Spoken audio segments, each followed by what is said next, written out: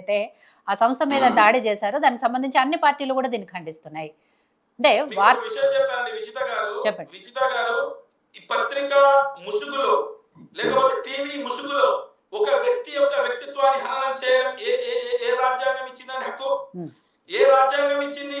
Legal గా proceed అవ్వండి. ఇచ్చినటువంటి లీగల్ గా ప్రొసీడ్ అవ్వండి. నిజంగా అలాంటి వార్తలు వేస్తే అది ఏ సంస్థ అయినా కూడా మీరు లీగల్ గా ప్రొసీడ్ అవ్వండి. చెప్తున్నానండి విజిత గారు, మీరు విన్న తర్వాత రెస్పాండ్ అయ్యి నాకు చెప్పండి.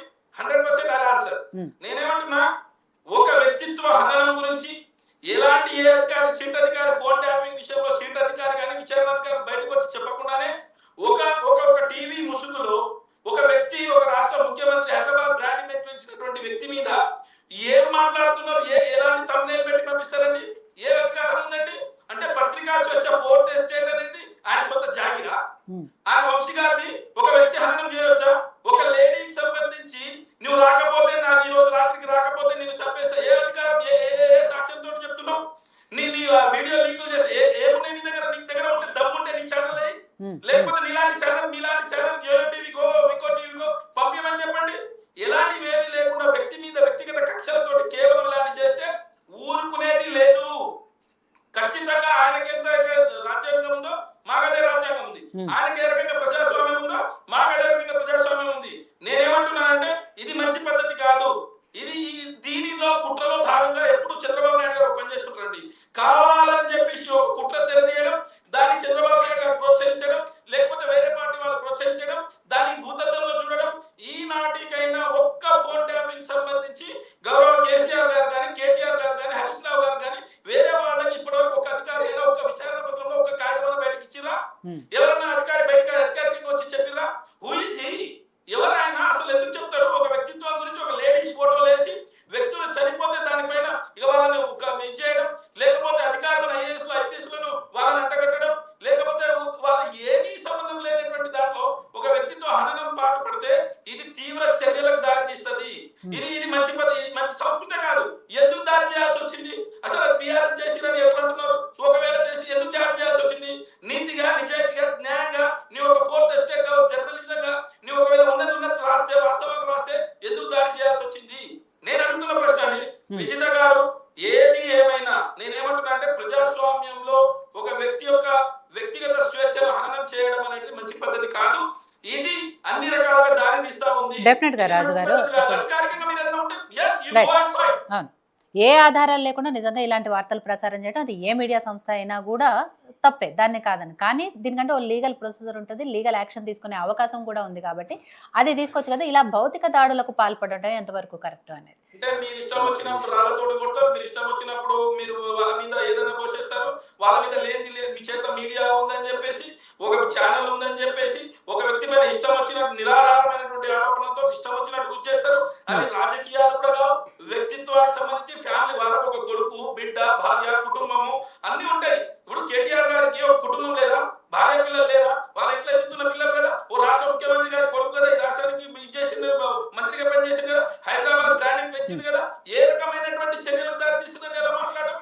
మీరు ఏ అధికారంతో చేసింది? నేనేమంటున్నానంటే, అంటే మేము ఇష్టం వచ్చినట్టు రాస్తాం, మీరు మాత్రం లీగల్ గా రావాలి. మేము ఇష్టం వచ్చినట్టు మీ ఫ్యామిలీని ఏదైనా అడ్డంగా మేము ఇచ్చేస్తాం, మీరు లీగల్ గా రావాలి. మేము ఏదైనా మాట్లాడతాం, మేము ఏదైనా చేస్తాం. అవసరమైతే నీ కాపాయన ఏదైనా తెచ్చిపడేస్తాం, నువ్వు మాత్రం మీకు కొట్టకూడదు, లేకపోతే మీరు కాపాడుకోవాలి, సెల్ఫ్ డిఫెన్స్ చేసుకోవాలి. ఇది ఎక్కడ ప్రజాస్వామ్యం అండి? ఇది ఎక్కడ ప్రజాస్వామ్యం? నేను అడిగేది ఏంటంటే, మీరు చేసింది తప్పు, క్షమాపణ కోరుతున్నాం. ఫస్ట్ నేను చేసింది తప్పు, నాకు ఎలాంటి అధికారికంగా రాలేదు, తప్పు చేసిన. ఇంకోటి, ఆయన పెట్టిన 15-20 నిమిషాలకు ఒక వీడియో డిలీట్ చేసేసిండు ఆయన ఛానల్ నుంచి. ఎందుకు పెట్టాల్సి వచ్చింది? ఎందుకు డిలీట్ చేయాల్సి వచ్చింది? నీకు దమ్ము ధైర్యం ఉంటే, నీ దగ్గర పక్కా సమాచారం ఉంటే, అధికారికంగా నీ దగ్గర ఉంటే నువ్వు ప్రశ్నించేది ఉండే. ఎందుకు డిలీట్ చేస్తున్నావు? ఎందుకు వ్యక్తిగత హననానికి పాల్పడ్డావు?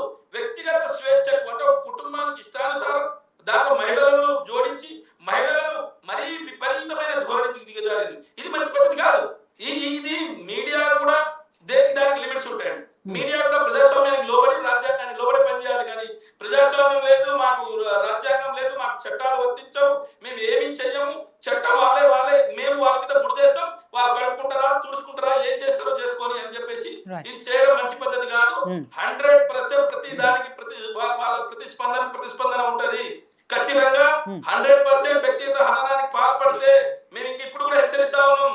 భవిష్యత్తు కాలంలో హైదరాబాద్ లో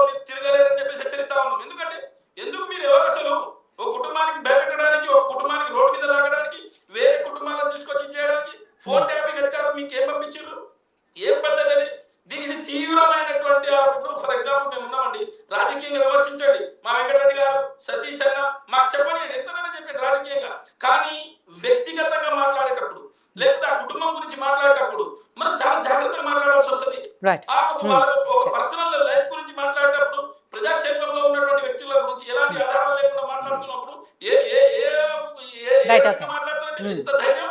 సరే రాజు గారు మళ్ళీ చెప్పండి చూడండి మీరేం అదే మీరు టాపిక్ వచ్చింది కాబట్టి ఈ మహాన్యూస్ చట్టాల మీద దాడి చేయడం నిజంగా కూడా ఏదైనా ఉంటే చట్టాన్ని లోబడే పని చేయాలి. చట్టాన్ని అతిక్రమించి చట్టాన్ని మన చేతిలో తీసుకోవడం నేరం చేయడం అనేది ఖచ్చితంగా ఎవరు చేసినా శిక్ష అనుభవించాల్సిందే.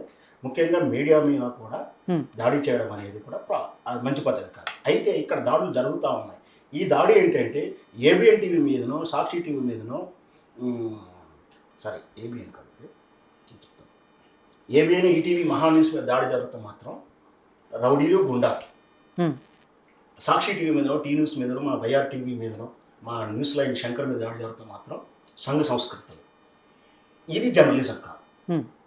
పైగా రాసే కథలు నేను రోజు చూస్తూ ఉంటాను. మహాన్యూ వంశీ ఆటోమేటిక్గా నాకు కొన్ని వస్తాను సజెషన్ వస్తాను. చాలా ఎటకారంగా వండి వార్చే కథనాలు. ఎందుకంటే అది సిక్కులో ఉన్నటువంటి యూనిట్, అది sponsor, party sponsor channel. Views కోసమే తమ్నైల్ కోసమే చండాలమైనటువంటి కథనాలు రాస్తా ఉన్నాడు. నేను ఎప్పుడూ అనుకున్నా ఈయనకి ఎప్పుడో అవుతుంది అనుకున్నా, దగ్గరకు వచ్చిందో అనుకున్నా. ప్రతిరోజు ఆధారాలే రాయండి, మీకు చేతనైతే రాయండి, ఆధారంతో రాయండి. ఆడ పెడతాడు ఆడియో ఉందంటే అలా ఆడియో లేదు, ఇట్లా రాస్తా ఉన్నాడు. ఇది జర్నలిజం కాదు. దానికి జర్నలిజం కాని పనులు చేసి జర్నలిస్ట్ మీద దాడి చేస్తారా అని అడగడం మాత్రం సిగ్గుమాలే చెప్పారు. రైట్.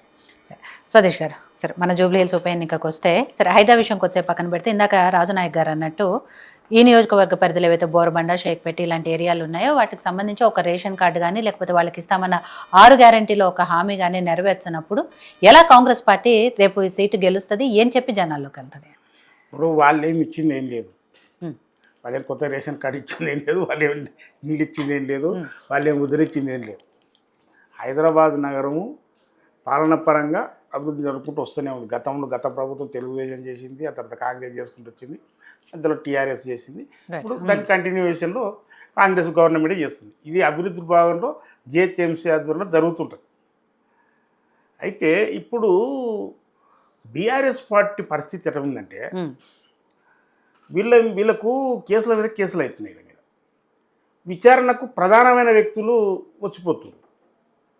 దాంట్లో భాగంగా ఫోన్ ట్యాపింగ్ అనేది ఒక భయంకరంగా, అంటే వందల సంఖ్యలో వేల సంఖ్యలో ఫోన్ నెంబర్లు. వాస్తవానికి ఆ ఆఫీసు నుంచి ఫోన్ వస్తే ఎవరికి ఫోన్ వస్తుందో నీ ఫోన్ ట్యాపింగ్ అయిందా అని చెప్పేసి అని ఆఫీసర్స్ చెప్పే పరిస్థితి ఉంది. అంటే మీరు కంప్లైంట్ చేయడంగా మీ నెంబర్ ఉంది, పోలీసులే ఇన్ఫర్మేషన్ ఇస్తారు, మీ నెంబర్ ఉంది మీకు వచ్చిందని. అసలుకు వాళ్ళు మహాన్యూస్ వాళ్ళు ఏం చెప్పారో ఏం సంగతో కానీ ఇంత దరిద్ర కొట్టు పాలన అండి నాకు అర్థం కాదు.